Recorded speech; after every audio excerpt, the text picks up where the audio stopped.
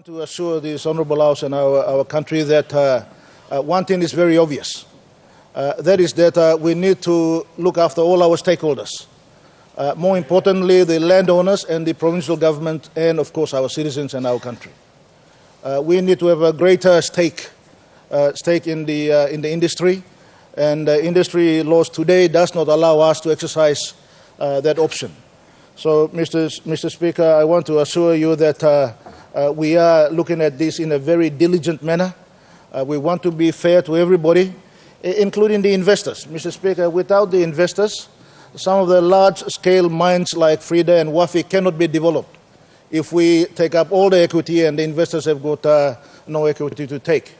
But over the course of next 2 weeks, Mr. Speaker, I will be making some statements on this House, in regards to particularly the shareholdings in Ok Tedi and Bougainville.